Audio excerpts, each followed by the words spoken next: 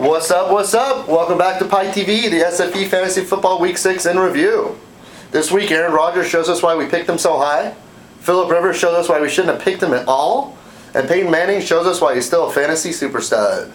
And this week's winner of the pie is No Clue. Congratulations, No Clue. It's the prize winner of the week. Clue had a rough start to the season, but with Rodgers leading the way, he is back to an even 3-3 on the year.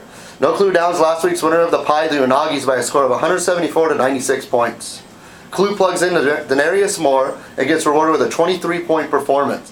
And with Rodgers and Dez Bryant, you have a recipe for pie. Unagi's bye week play of Kevin Kolb backfires when Kolb left the game early with an injury. Although he was on the bench, the return of Hernandez should help the Unagis going forward and help him improve on his 2-4 record. Enjoy your pie, Clue. Congratulations, well done. In another match, in what was almost an amazing Monday night comeback, Underdogs holds off Bergenator 137 to 133 points. Berg needed 51 points from Peyton in the Monday night game and came up just short with a 47-point effort from the elder Manning. Underdogs moves to 4-2 with a huge game from Jordy Nelson and solid games from Ray Rice and Adrian Peterson. Berg falls to 3-3 and has nothing to be disappointed about with solid production from Manning, Bradshaw, and Calvin Johnson. And in one of two of our Monday night comeback wins this week, Enemy Combatants beats Los Malditos Perros 112 to 110 points. Combatants gets just enough from Eric Decker on Monday night to win by 2.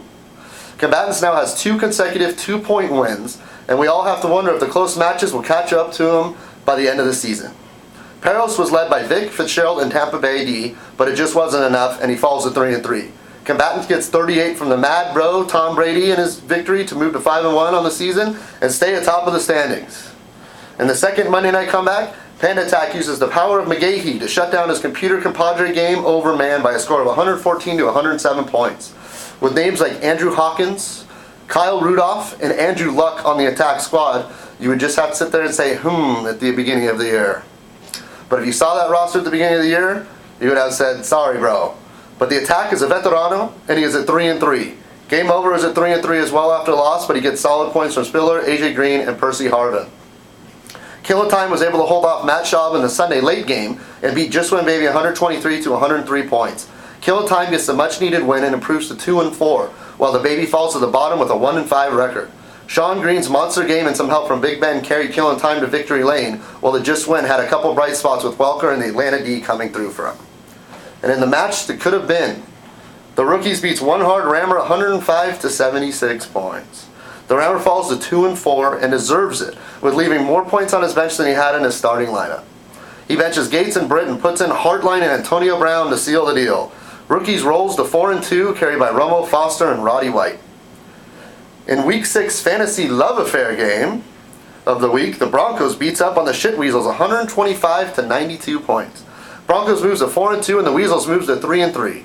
The match was decided early on Sunday, and the Broncos went to San Diego to meet up with the Shits in his home stadium to really drive home his win, watching his new hero Peyton Manning embarrass the Shits' hometown Chargers in person on Monday night.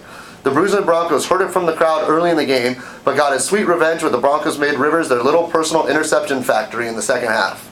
Good weekend for the Broncos and not so much for the Shits.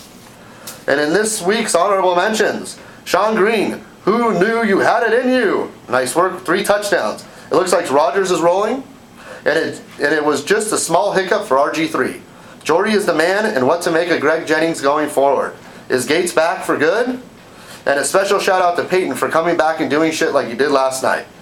And a little shout out to John Elway. He's kind of a funny looking dude, but I wouldn't want to be up against him when he wants to get something done.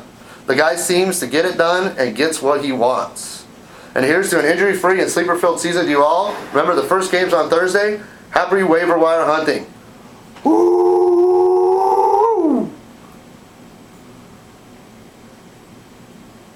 I need a win this week.